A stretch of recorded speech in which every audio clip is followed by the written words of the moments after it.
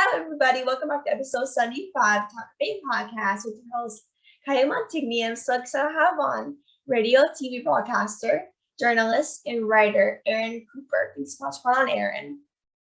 Hi, Kylie. I'm so excited to be here. Thank you for having me. Of course. So you are a radio, TV broadcaster. What made you want to start doing that and being in this industry?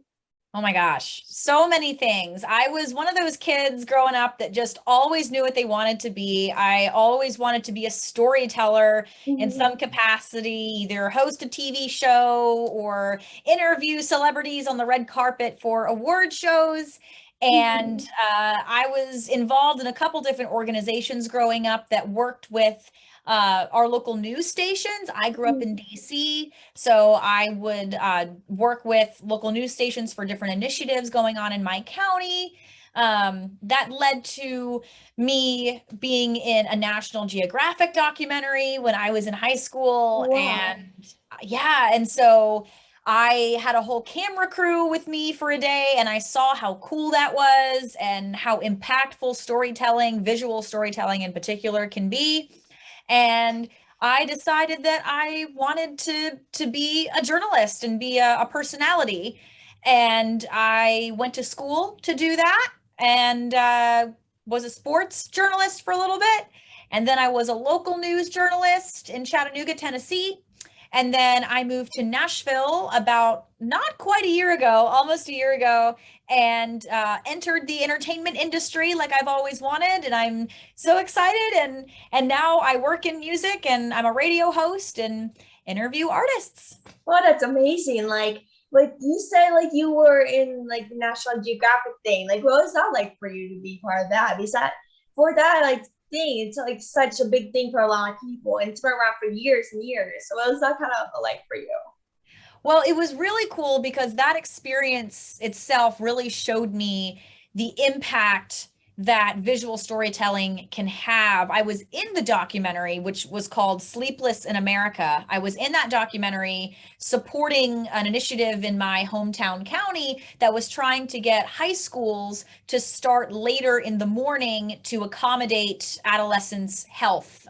When you're a teenager, your body clock kind of changes, and high school started at 7:20 in the morning. So kids were getting up at 5 a.m. and weren't going to bed until midnight because their body clock, kept you up later when you're a teenager. And the documentary was focusing on students in my situation that were having to wake up really early at that age. And after the documentary with National Geographic aired, a little bit later, our county passed an initiative to have high school start later in the morning, about an hour later, and that impacted and benefited hundreds, thousands of students. And being a part of something like that and seeing that whole process come together and seeing positive change happen was incredible. Oh my God, that's awesome. Like I couldn't imagine what was that like. Like I would like die. Like did anyone just come up to you? Like did anyone like come up to you and be like, oh my God, you were a part of that documentary? Or did like anything change for you since you're a part of that documentary, or just kind of like your mindset?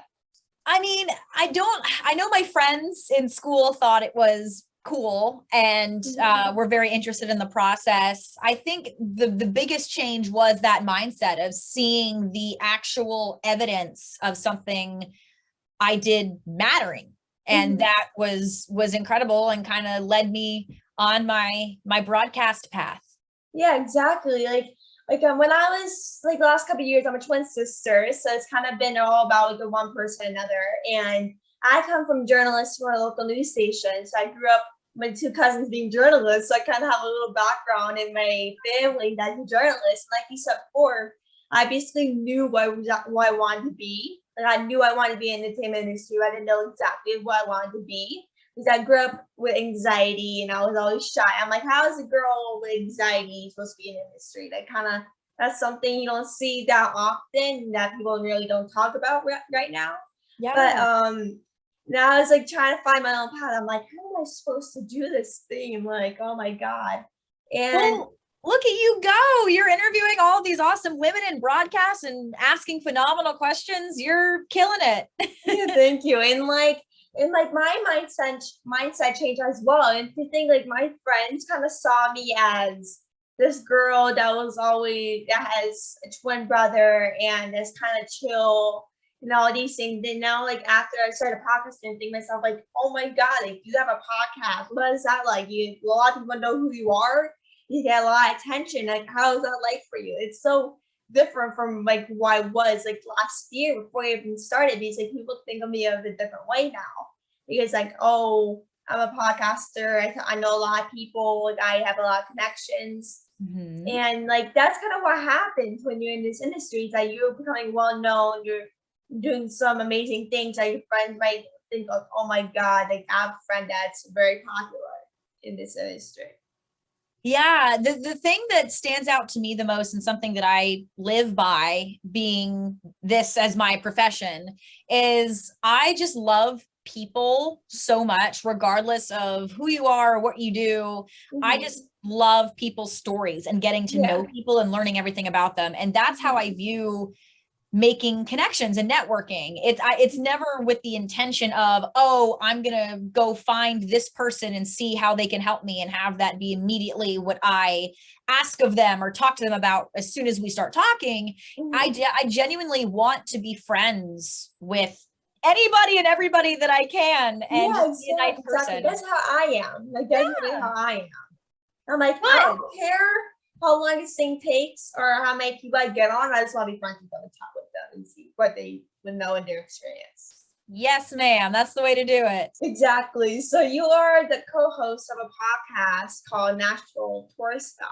What kind of drew you to be like the co-host of that podcast? Well, that podcast is with my dear friend, whose name is also Eryn, but he's a boy, Eryn. So that's Eryn Schild, and he is the CEO and founder of a company here in Nashville, Tennessee, where I live, called Nashville Tour Stop. And it is a digital integrated media company, which is just a fancy way of saying that they do anything and everything music content related, audio, visual, live shows, music videos, artist interviews. Many of those things I've helped with. And the podcast is an extension of that, where we talk about the local artists from all different genres that play our shows. We talk about our own musical preferences, and we just have fun. We have fun with our friends who are artists in town. There are guests on the show, and we just have fun and mess around. And Eryn himself, he is not only just an incredible person and an entrepreneur, but he's also an artist.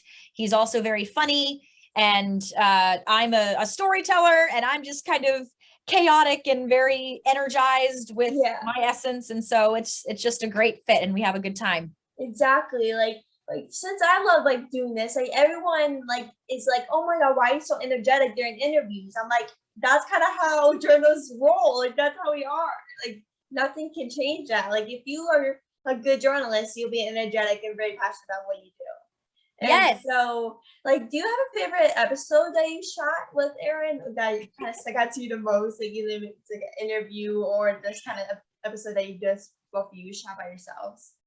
Well, it's funny because he actually just revived the podcast after it took a little bit of a hiatus. So I've only done 4 episodes with him so far, and we've released 3 of them so far. So my favorite is either going to be 2 episodes ago that we did where Eryn and I went back and forth and ranked each of our top 5 favorite albums. And that was fun because it kind of made me reflect back on my life and see which music impacted me during certain milestones in my life.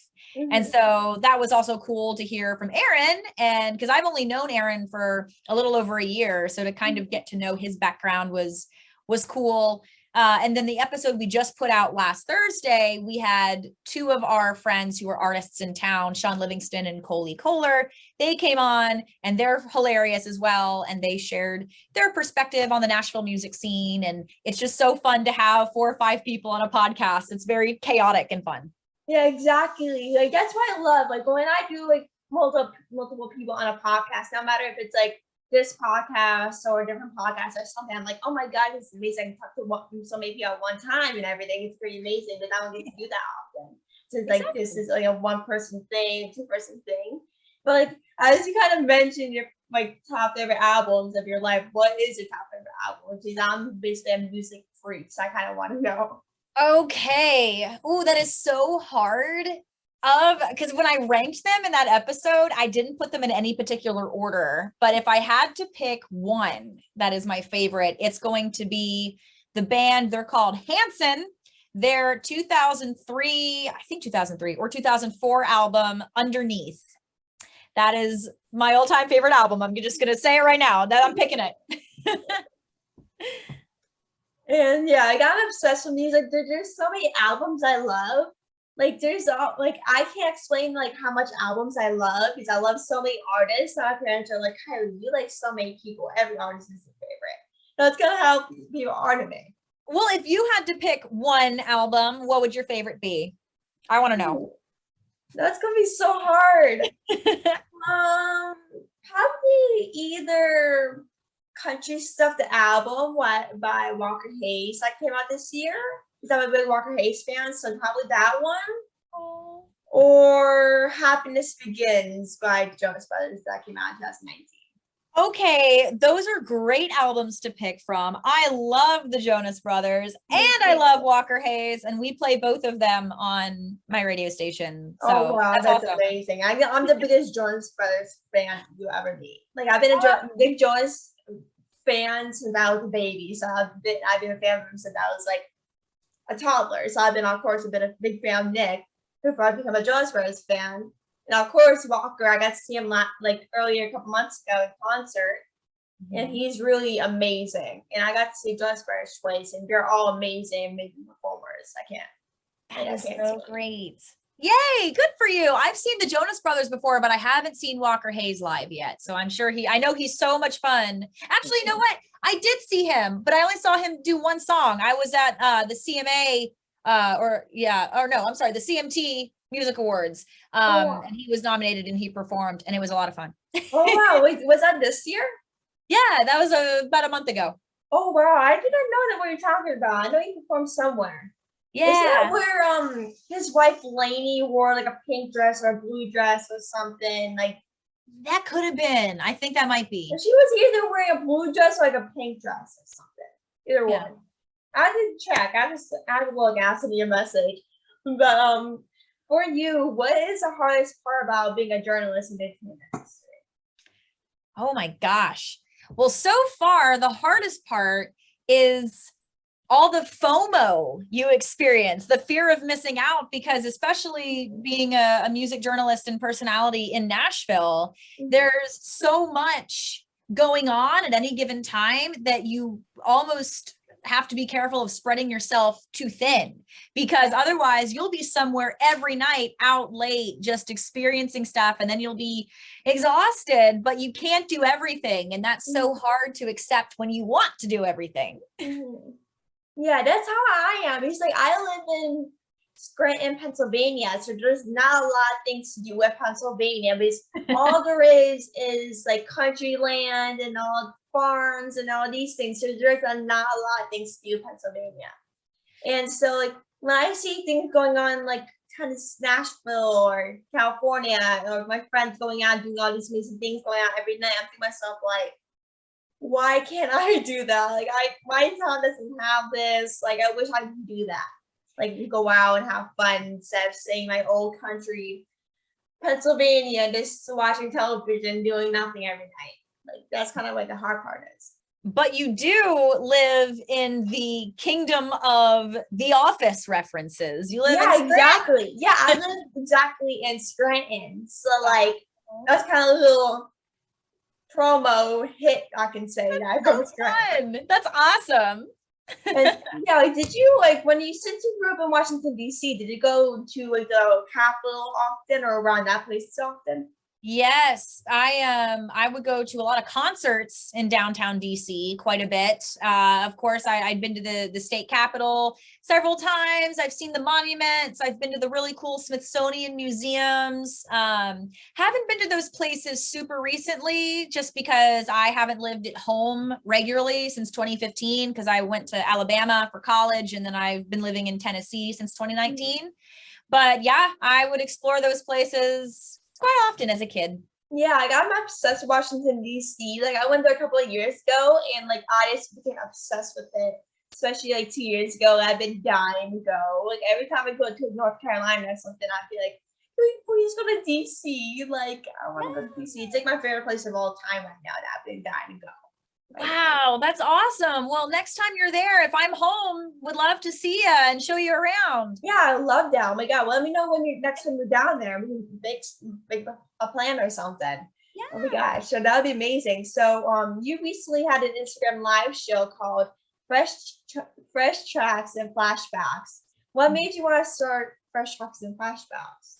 Okay, I love talking about my Instagram show. So I was leaving my local news job last summer, and a couple months before I did, I decided in order to jumpstart my entertainment journalism and hosting career that I would start my own music show because that's what I wanted. And so I used some connections I'd made online during the pandemic to find artists who would want to be guests on the show. And on a weekly basis, I would go on Instagram Live and have an artist from anywhere in the country of any genre come on the show and play 2 fresh tracks. So new music that either they had just released or were about to release, and then 1 flashback song. So like a guilty pleasure throwback song that everybody watching would know and could jam out to, even if they didn't know the artist that I had on and know their own original music. And so they would play that music, and then I would interview them, and it was just a lot of fun. And that's something that I do pretty regularly. I've been doing it since about a year. So it's such a treat, and it's really fun. Oh my God, love that. Like, do you have like a favorite moment? Like a couple favorite moments that you had? I do. Okay. So all of these episodes are on my Instagram profile. If you go to my IGTV, for anybody who's listening, you can watch all my past episodes. A couple of my favorite moments would have to be my group of friends. They're called Sub Radio. They're a band from the DC area, actually, from my hometown. And there are 6 of them. Oh, wow. And when you're on Instagram Live, it's split kind of like how we look right now, Kylie, where you're on top and I'm on the bottom, but 6 guys had to fit in their half of a phone screen for our Instagram Live, and they're so incredibly talented. And so interviewing them and watching them play instruments and be, so cohesive was an awesome moment because they're so talented. And then another moment would be anytime she's sitting over here, but I have a white fluffy cat, and she loves to dance, believe it or not. And whenever my guests would perform and my cat would kind of jump up near me, I would hold her and we would kind of dance together while the artists would sing, and that would happen pretty frequently. And I just think I love that. Like my dogs are like love doing all these things, and my nephew loves to dance, so he'll love anything that's in terms of music and everything. So if he was next to me right now listening to music, he'll dance like every single time. Let me show you. I'll grab Sugar. She's right here, and you can meet her. Here she is. Oh my gosh, she's adorable. Oh my gosh. She loves that. Like she looks like my old cat a little bit. I used to have an orange cat, and she looks a little bit like her. It kind of reminds me. Yeah, Sugar's a good girl, aren't you? Mwah. So does she like to dance like every day, or is she like? Well, I dance probably every day. I'm always listening to music, and so she likes to be held, and so I'll just kind of rock her around and kind of dance with her, and she likes it just fine. She doesn't want to get down and she asks for more. So I mean, she just came back over and she's sitting right here looking at me because she wants me to hold her I'm again. the same way. Like I listen to music every day. That I'm always dancing and listening to music. But do you have any artists in particular that makes you kind of want to get up and start dancing, or like a song that kind Oh my gosh. Oh, there are so many artists that always make me want to dance. Harry Styles, he's one of my favorites. I know he has some sad songs, but his new song that he has out called As It Was. Yeah, oh my god, so I'm obsessed with that song. Oh my gosh. I'm gonna look at my record wall and see who else. Maroon 5 for sure. Oh yeah. I love dancing to Maroon 5. Me too. And George Michael, he has a lot of great music too. So yeah. What Have about you? Listen to, I'm trying to think of someone. Do you listen to Michael Jackson? Yes, his Thriller album is over here on my other side. side. I would say he's like a good good artist to dance to. I love his music as well. Oh my god. And so by like your senior year of college, you were UA's only student SEC network sideline reporter. Did you ever kind of like expect to get this position at only like your senior year in college? Well, it is, if you would have told 10-year-old Eryn that she would have been a sideline reporter for a portion of ESPN, she would have laughed at you, because I never really did sports growing up. I think one of my best kept secrets from when I was at Alabama working for the sports network there was that I really didn't know anything about sports, but I told myself, because I wanted to do that I would learn. And so I taught myself the different rules and the different stats and all the players and the coaches and the lingo that you use to talk about each sport. And it was fun to do. And my parents helped me, and my dad's a big sports guy, and he was a huge helper, would answer my questions. And I worked really hard, and I had an incredible team at the University of Alabama who taught me so many fun skills. I enjoyed learning all the different sports and the different teams and coaches. And so I guess when it came time, when I was offered to have that opportunity to do Alabama's digital broadcasts, it was the best thing ever, because it's what I had always wanted. But it took a lot of work, and especially to be somebody who, maybe didn't grow up as a sports knowledge pro.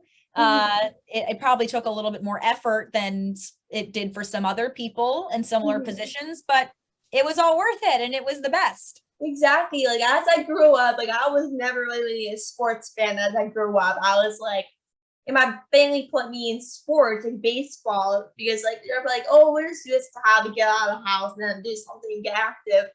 But I was never really a sports fan. My family, my dad, my brother, and my whole family was big sports fans. I come from like a very sports family, and I was like the only person that didn't like sports. I'm like, okay, well, I'll watch it, but I don't like follow any teams or anything, so like I don't really care about it. And so like, it wasn't for a couple of years ago that I remember I went to a baseball game with my family in Philadelphia, and I was like, okay, no, I think I'm starting to really like baseball. And now I became a big sports fan ever since. And like, it takes like a lot of energy. Like it really does. It really takes a lot of time and courage to find like athletes and everyone in the industry, to find guests. Because like, if you followed the entertainment industry and sports, like kind of like me and you have, like get a lot of knowledge from watching entertainment and watching sports. You know what to do in the specific time zones in the interview. They're like, okay, well, I need to do this. I need to switch things up and put this thing in. That's right. I see all of your Dodgers stuff behind you. That's so cool. I love that. Yeah, my family's a Phillies fan, so they're not happy with me or anything, but exactly. Well, but do you have anyone they kind of look up to as a journalist, or just kind of in general, do you have anyone they look up to? So do you mean other journalists that I look up to? Yeah, or just people in general? Sure. Oh my gosh. Okay. I guess Well, okay, so journalists I look up to, one of my all-time favorite journalists, her name is Grace McKenna. I'm very lucky to call her my best friend. She is a news reporter and anchor at WHAS 11 in Louisville, Kentucky. And we worked at competing stations in Chattanooga this time last year.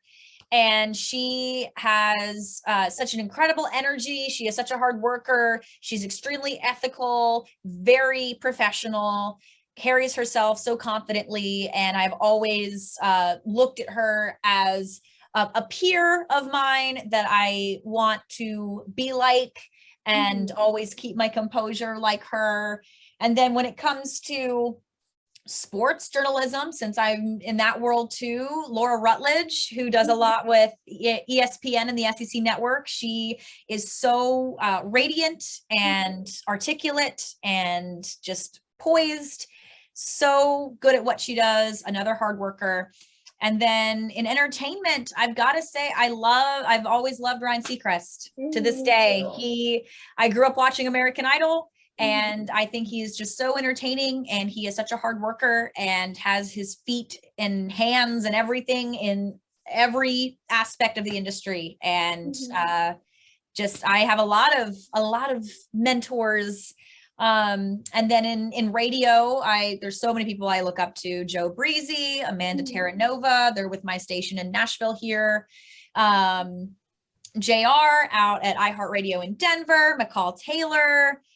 Oh my gosh, Marie with the Radio Fan. So many mentors. Yeah, there's so many. Like I looked up to, like Brian Seacrest. I love him as well. He's someone I look up to as a journalist. Like he does everything. I grew up watching him as well. So he was my whole childhood. And every time I would see him on TV, I'd be in absolutely awe. I'd be like, oh my God, he's amazing. How is he doing all these things in a matter of small time frame? I'm like, how does he do it all? But the person I kind of look up to as a little journalist is my Aunt Rennie and her husband John Meyer. They work from a local news station down in Scranton, Pennsylvania, and my cousin John is very known in Northeast Pennsylvania, and I looked up to them both as the last couple of years, especially my aunt, because I've been really close with her as a child, and still now I'm so very close with her.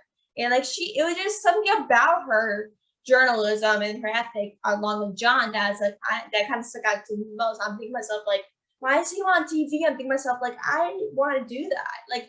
Now I kind of want to be in their position. I want to be as good as they are. And that's kind of the things I think about every day. If I want to be like them, I need to work harder. And what I do to be like them. I don't know if I want to be in their prospective jobs or whatever, but kind of similar to what they do. But in the matter of the entertainment, my other people I like was Hugh Jackman and Gina Davis. I'm obsessed with them both. Oh my God. I look up to them so much. They're really made me want to be in this industry in the first place. And in Gina in the first place, Gina is such an amazing woman. I got the chance to see her speak earlier this year, and she's really amazing. And she's the reason why I actually want to inspire young girls and women in the first place. And I noticed over last year, when I was young, I never found someone like me. I never felt inspired. I never saw myself. And I was thinking to myself, why not start a podcast and show people that they can be shown in case people don't have inspiration I didn't have. And why not just show people, give people more opportunities I didn't have, and give more reason, give people hope I didn't. So I was like, why not just start a podcast and show that I didn't have the opportunity as a kid, so I was going to give these people an opportunity. But Hugh Jackman, I adore Hugh Jackman. I just met him for the second time 2 days ago. And he is really amazing, such a sweet person. Me and him had such an amazing conversation. We were talking for 10 minutes. Wow. And me and him we were talking for only a couple of minutes, a short amount of time. And I can tell that me and him had such a good bonding. in that a couple minutes. And like he really, when I was talking to him, he just took me really seriously. Like he like took time to be like, oh, like whatever I had to say, he took seriously and always stay focused on what I had to say to him. And now, like as time goes on, I think myself like I now in that he knows my name too. And my friend, someone introduced me to him. I was like, oh my god, this Hugh Jackman knows my name. He's so cool. I love Hugh Jackman. Me too. And I think to myself like now I kind of consider myself that Hugh Jackman's my friend now. I don't know why, but like now as time goes on, I live 2 hours from New York City, so I can easily go down and be like, hey Hugh. Like, hey Hugh. Hey you ever want Hugh. to come on the podcast? You remember me? Like, do you ever want? And when you have a chance, you want to jump on the podcast and talk for more time or whatever. So it's like one of those moments that you just feel like, oh my god, like I'm speaking to my idol, I was gonna pass out. Type of moment. Oh, that's so special. Good for you. That's awesome. I'm jealous. Oh my god! Like, did you ever have one of those moments? Like, you talk to a celebrity or person they look up to you and be like, "Oh my god, I just want to lose it." I'm so sorry. Oh goodness. I think anytime I just talk to any of the artists that come on our radio station, it's they've achieved something that is so iconic and something that so many people want to achieve. And so that just feels really cool to have that privilege to talk to them. Mm-hmm. But when you have, as you described, Hugh Jackman made you feel like you were his friend. And when you can have that connection with somebody as, huge as that, Mm-hmm.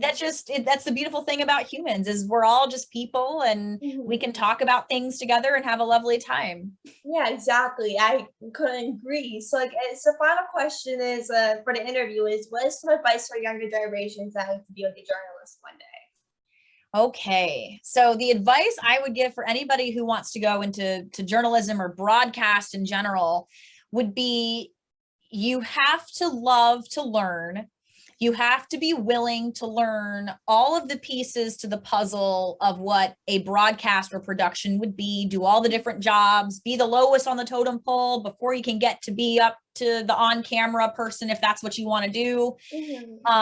Become a Jill of all trades, learn how to shoot video, learn how to edit video, learn how to write. Writing is so big. And then also at the end of the day, I guess the last thing I would say is be true to what you want. If you want to go into something really specific like entertainment, I had people tell me, oh, there aren't entertainment journalism jobs. You won't get a job in entertainment because that just doesn't happen for people that work in news. So you have to just believe that you can, if you love to work hard, and just work your booty off, and it will happen. Because exactly, like a lot of people like a lot of people will say to women that like, oh, you can't be in the entertainment industry or a journalist because you're a woman. And like, oh, all these people saying things to women that they can't do anything. They're just supposed to be like a housewife. I'm thinking to myself, like, if you want to do something, you can go and do it. Don't care what other people think. And it's Gina Davis said once quoted, if she can see it, she can be it. And that's really normal. It's like, if you want to see it, if you see people doing that, you can actually do it. No matter how hard it is, you can actually do it. I love that. Exactly. I think that's a great sentiment to finish our fun episode. Yes. So thank you so much for coming on. It was so fun chatting with you. It was so amazing. I'm so glad to have you on. It will definitely see for sure. Thanks so much for coming on, Eryn. Yes, Kylie, thank you so much. It's been a pleasure to meet you and to be here and to share my story again. Thank you for thinking of me. And if you ever need anything or ever want to chat, you know how to find me. You're so cool. I'm so glad we've connected. Thanks so much. Right back at you. So thanks so much for coming on again. It was so nice to meet you. Okay. All right. Well, I'll see you later, Kylie. Bye.